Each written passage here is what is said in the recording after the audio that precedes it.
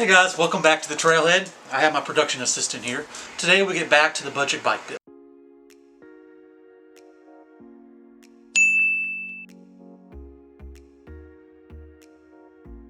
Check us out on other platforms. So last video we did a drivetrain upgrade on our budget bike build. I've been using it for about a month and I really enjoy the extra gears. There's many cases when I don't even need the higher gears, mainly because I've been using it as a commuter to work. But when I hit the trails, they might come in handy, and I'm going to be glad I have them if they're there.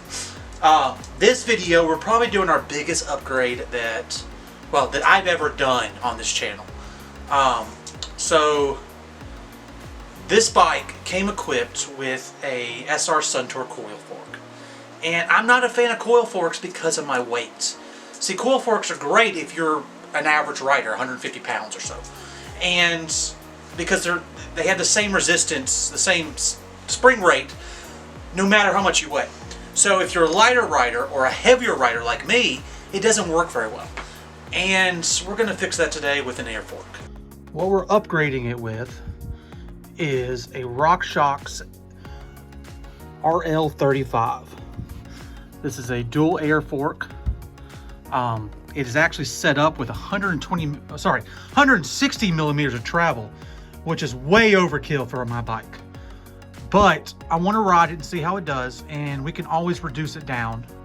But the reason we're going with this fork is because I only paid $100 for it, which retail for this fork is around $600. So huge savings added to our savings bar. I also have to upgrade the front wheel, because this has boost spacing. So now I have a through axle, which also helps with my massively large butt. And a few other things we're going to upgrade at the time. Just for looks. You call yourself a production assistant. You're laying down on the job.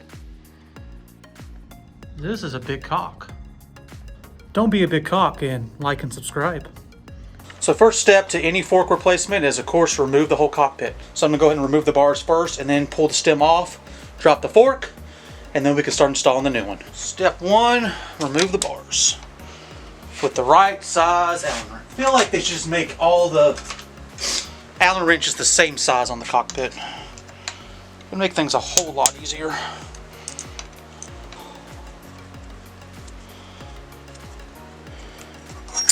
Alright, that's all loose. Now we can drop the whole fork and the whole wheel. Wheel off before I drop the fork.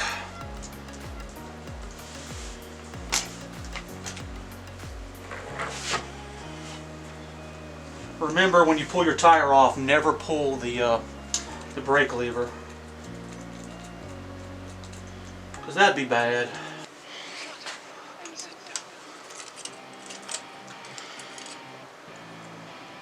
If you're looking for an awesome GoPro mount, these are great. They mount right on your stem cap, and I absolutely love it. And if you have a 360 cam, you can actually film you and your front forward view. All right, stem comes off. It's pretty light.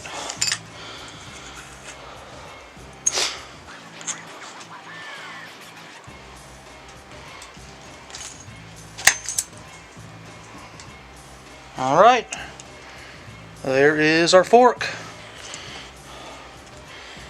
And that thing weighs a ton. Alright, our next step that you do on every fork upgrade is we got to pull the crown race off of this one. When I pulled this off, I noticed it weighs so much more than that one. So I weighed them. The new fork is 4.7 pounds. The old fork weighs 6.3 pounds. So almost a 2-pound savings, which is amazing. It's because it has that heavy coil in it, and I imagine the materials used on this is a little bit higher end, which makes them lighter. So let's get this crown race off, and we'll go from there.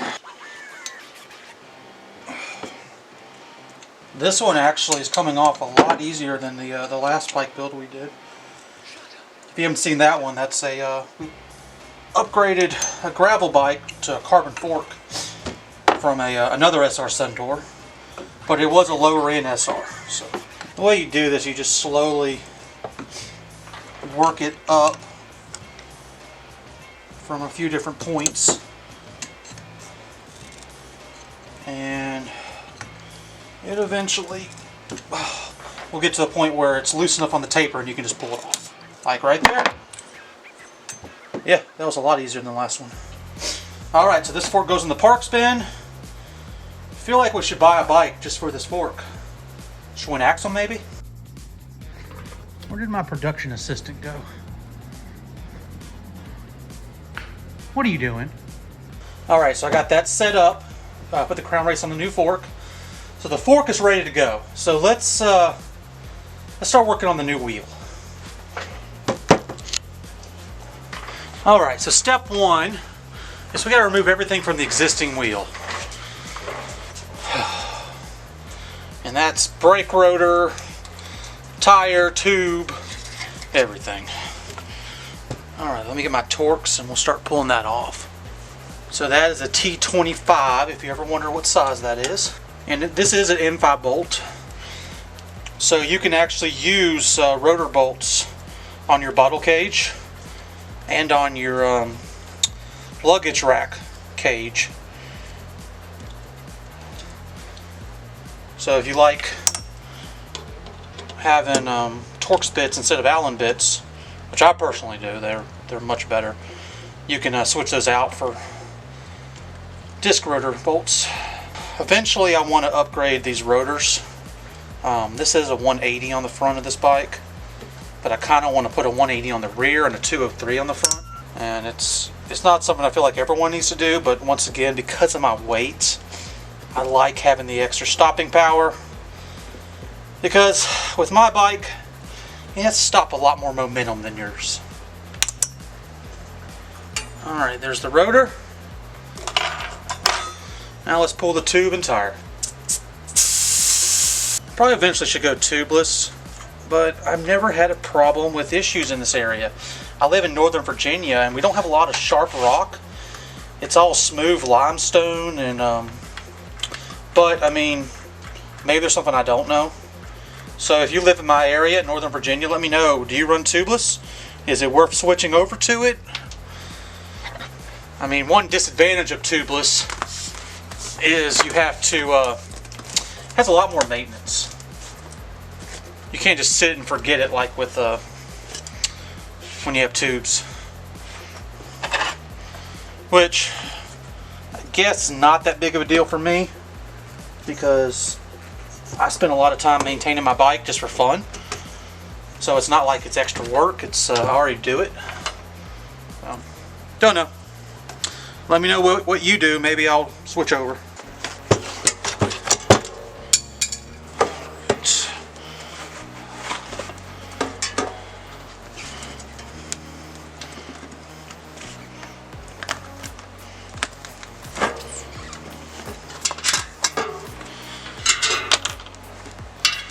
Alright, that's the old rim off. And now we have our tube and tire to put on the new bike. So let's add that to the part spin as well. So our new rim is much wider.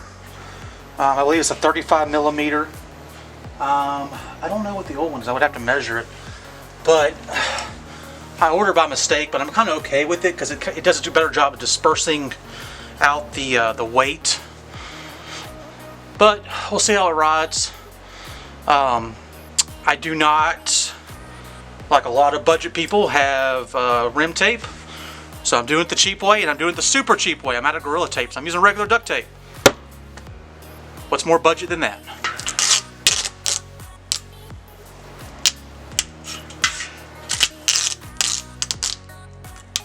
And we're reusing our old tire and tube. And these are directional, so rotation is that way, which means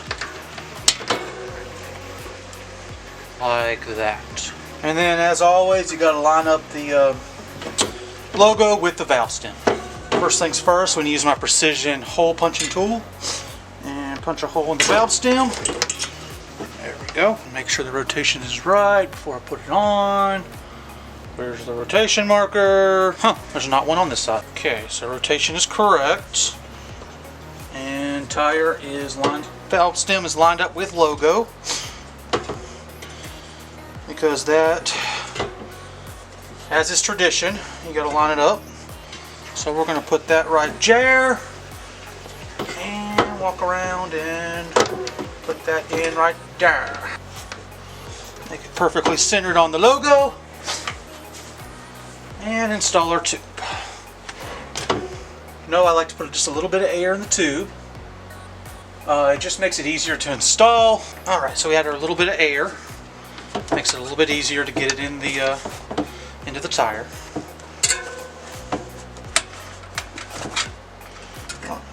Comment below, am I the only person who does that?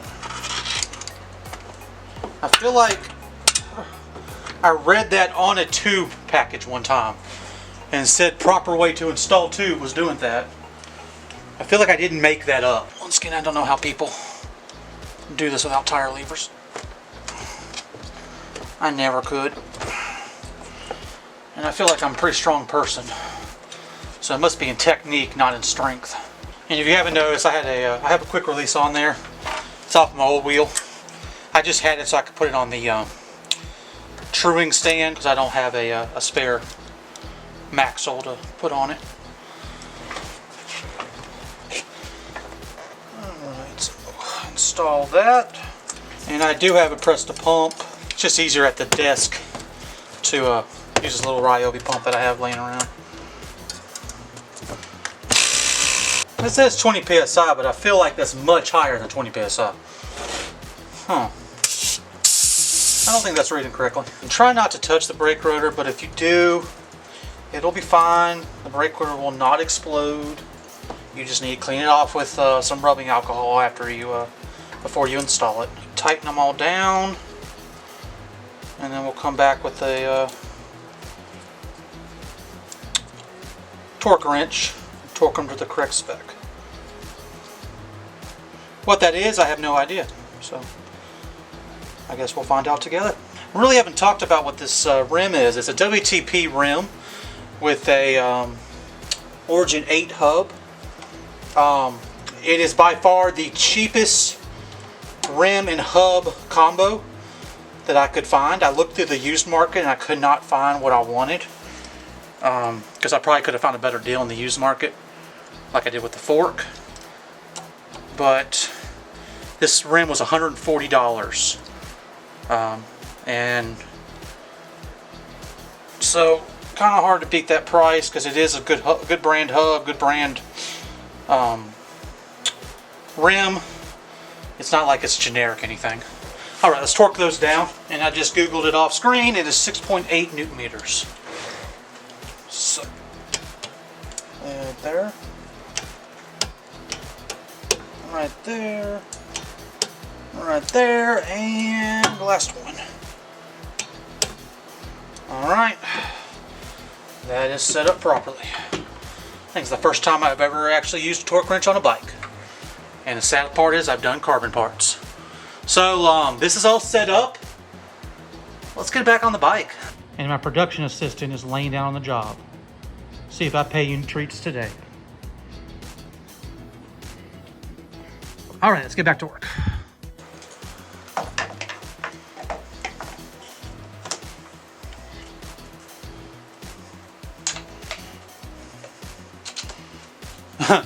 All right, so after a lot of finagling, I got this finally to work. I'm basically just going to zero stack. This was such a short head tube that it barely fit. But I had to switch back to the old stem because it's right about here. And with the other stem, because it has a big hole in the middle, I don't feel comfortable with it, but this style stem I do. And I switched to the to a metal one that I had laying around just because it's stronger. Since I am, you know, pushing it a little bit further than I would like. But I think it's going to work fine. Let's put the rest of the bike back together.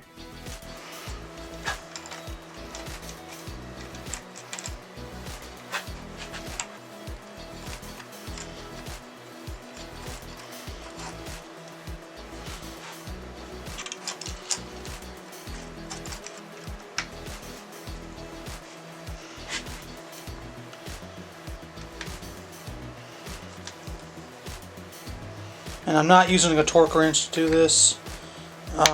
It's all alloy parts, so I'm not worried about tearing it up. Alright, straighten our fork and tighten the head bolts.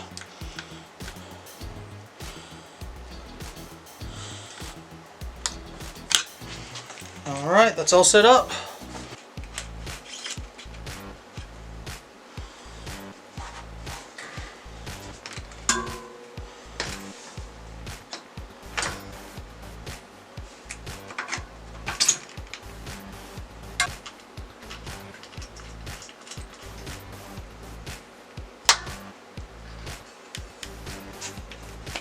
So if I had to come back to work, dude, you're so fired. All right, fork is all done. It looks freaking awesome. But, all right, let's do another upgrade. If you haven't noticed, I've been upgrading the accents on the bike to gold. So let's add another gold accent. Goodbye, oil slick. Hello, gold.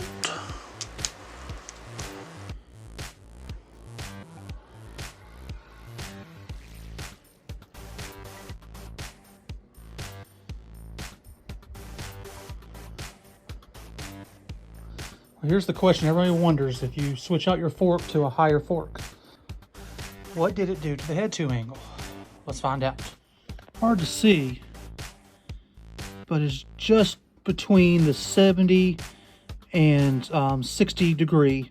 So it's right around a 65 degree head tube angle, which isn't that bad. I mean, we did lose 4 degrees, but this is going to be used as a trail bike, and you want the slacker head tube angle for riding. Now I'm going to ride it and see how it does. I probably will most likely reduce that down. 160 is kind of overkill. I probably am going to reduce down to a 130. I wanted a little bit more slack in the head tube, but I don't want that much slack. So that's only time going to tell on that one. What do you think? Safe to ride? You're no help. So there we go. We did a new front wheel, new fork, for $240. In that $240, first off, we upgraded to boost spacing. We switched to an air fork with much beefier stanchions. And honestly, I'm really liking what we did. I think this is the biggest value I'm going to get of the upgrades I do. But stay tuned to next month when we do another upgrade. We're running out of stuff to upgrade, so comment below what you think we should do next. Thank you for watching. I'll see you next time.